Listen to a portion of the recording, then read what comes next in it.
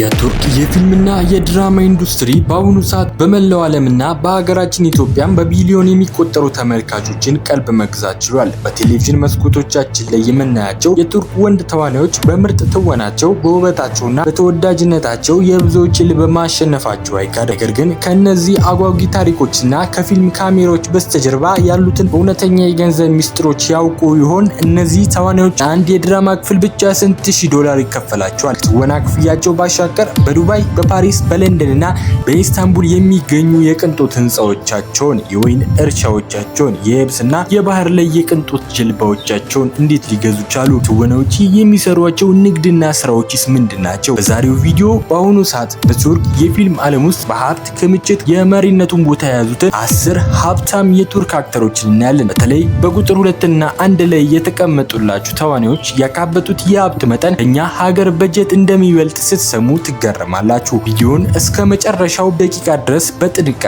ተከታተሉ። ከመጀመሪያ በፊት የእናንተ የውድ ተመልካቾቼ የወር ገቢ ስንት ይሆን? ኮሜንት ላይ አስቀምጡልኝ። ለቻናላችን አዲስ ከሆናችሁ ደግሞ ይህንን ምርጥ ቤተሰብ ሰብስክራይብ በማድረግ የደውል ምልክቷን በመጫን ይቀላቀሉ።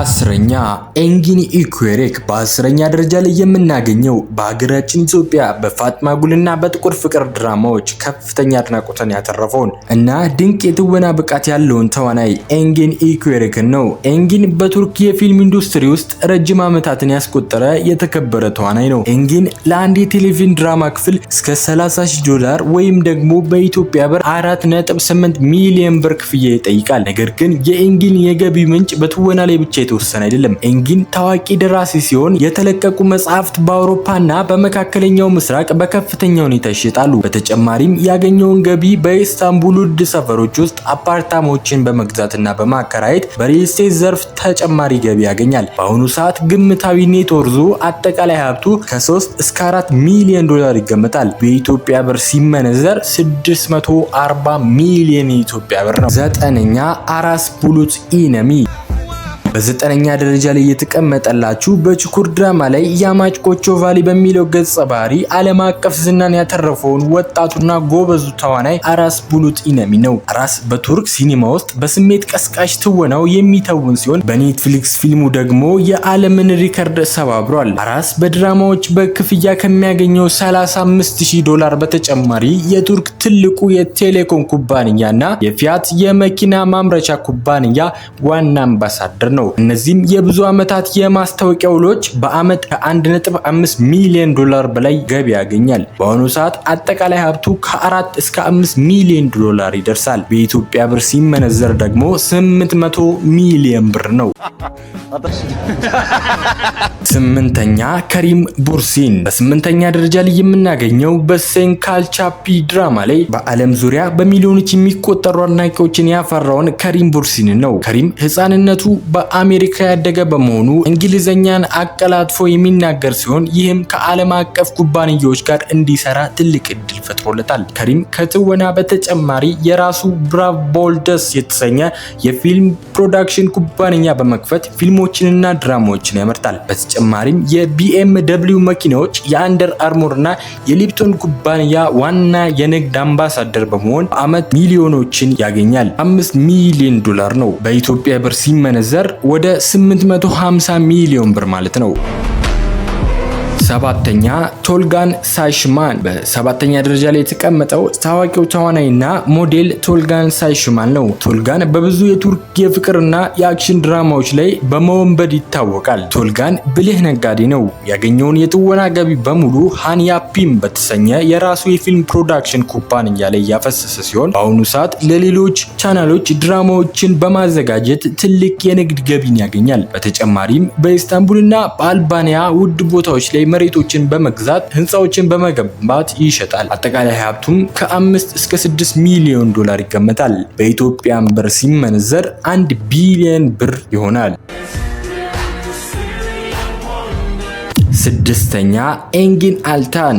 በስድስተኛ ደረጃ ላይ የምናገኘው በመላው የእስልምናው ዓለም እና በኢትዮጵያም በታላቁ ድሪሊስ ኤርቱግሩል ድራማ ላይ ዋናውን የኤርቱግሩል ጋዚን ገጸ ባህሪ ተጫውቶ ታሪክ የሰራው ኤንጊን አልታን ነው። ኤንጊን በኤርቱግሩል ድራማ ላይ ለአንድ ክፍል ብቻ እስከ $50,000 ይከፈለው ነበር። ከትወናው ባሻገር ኤንጊን በፓኪስታን፣ በኳታር፣ በዱባይ ከሚገኙ ትልልቅ የቅንጦት ብራንዶች ጋር የብዙ ሚሊዮን ዶላሮች የማስታወቂያ ውል ተፈራርሟል።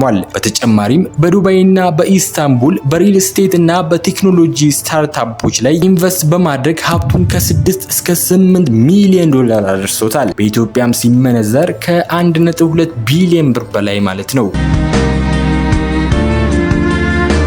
አምስተኛ ቡራክ ኦዝቼቪት። በአምስተኛ ደረጃ ላይ የምናገኘው በካራሳቭዳና በአሁኑ ሰዓት በመላው ዓለም የሚታወቀው ኩርሉስ ኦስማን ድራማ ላይ መሪውን ቦታ የያዘውን ቡራክ ኦዝቼቪት ነው። ቡራክ በመካከለኛው ምስራቅና በደቡብ አሜሪካ እጅግ የተወደደ ተዋናይ ነው። ቡራክ በኦስማን ድራማ ላይ ለአንድ ክፍል ከ45,000 በላይ ይከፍለዋል። ነገር ግን የቡራክ ዋናው የሀብት ምንጭ ከመካከለኛው ምስራቅ ዱባይ፣ ሳውዲ፣ ኳታር የሚያደርጋቸውን የማስታወቂያ ስራዎች ናቸው። ለአንድ የንግድ ማስታወቂያ ወይም የቦታ ምረቃ ዝግጅት ብቻ እስከ $1 ሚሊዮን ይከፍሏል። በኢትዮጵያ 161 ሚሊዮን ብር ማለት ነው። ቡራክ በኢስታንቡል በርካታ ቪላዎች፣ የሬስቶራንት ዘንሰሌኖች እና ውድ መኪኖች አሉት። አጠቃላይ ሀብቱ ኔትወርዙ ከ8 እስከ $10 ሚሊዮን ይገመታል። በኢትዮጵያም ሲመነዘር ወደ 8 ቢሊዮን ብር ማለት ነው።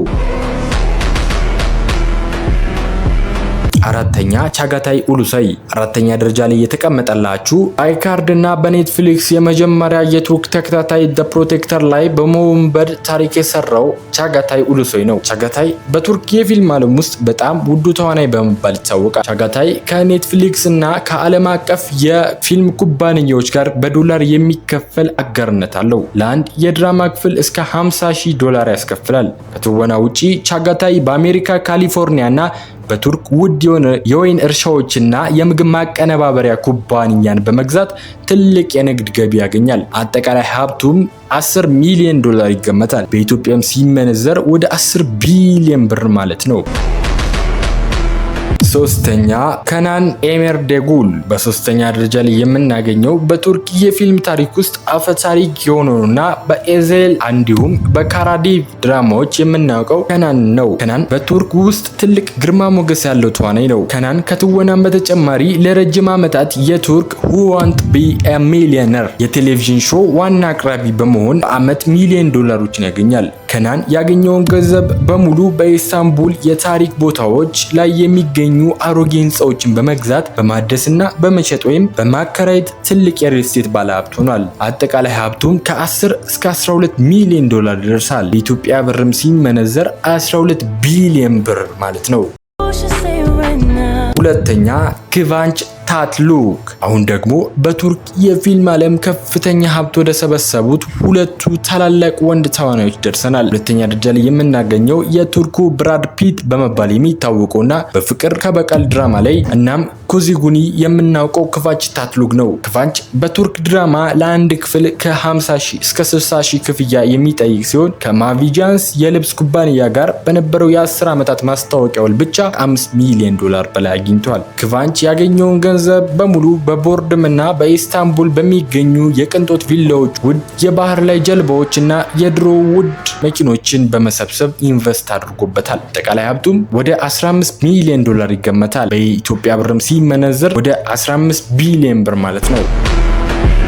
በአሁኑ ሰዓት በቱርክና በአውሮፓ የፊልም ዓለም ትልቁን የገንዘብና የንግድ ኢምፓየር የገነባው ተዋናይ ጃን ያማን ነው። ጃን ያማን መጀመሪያ የህግ ጠበቃ የነበረ ሲሆን በኤርከን ኩሽ ድራማ የዓለም አቀፍ እውቅናን ካገኘ በኋላ ስራውን ሙሉ በሙሉ ወደ ጣሊያንና አውሮፓ በማዞር ትልቅ ታሪክ ሰርቷል። ጃን ያማን በትወና ብቻ አይወሰንም። የመርቼዲስ ቤንዝ እና የዲኮ ኩባንያዎች ዋና ማስታወቂያ ሰሪ በመሆን ሚሊዮኖችን ያፍሳል። አጠቃላይ ሀብቱም ከ12 እስከ 18 ሚሊዮን ይገመታል። ኢትዮጵያም ከ20 ቢሊዮን ብር በላይ ማለት ነው። በቱርክ የፊልምና የድራማ ኢንዱስትሪ ውስጥ ከፍተኛ ሀብት ያላቸው 10 ወንድ ተዋናዮችን የትወና ክፍያቸውን፣ የንግድ ኢንቨስትመንታቸውንና የቅንጦት ንብረቶቻቸው ይህንን ይመስል ነበር።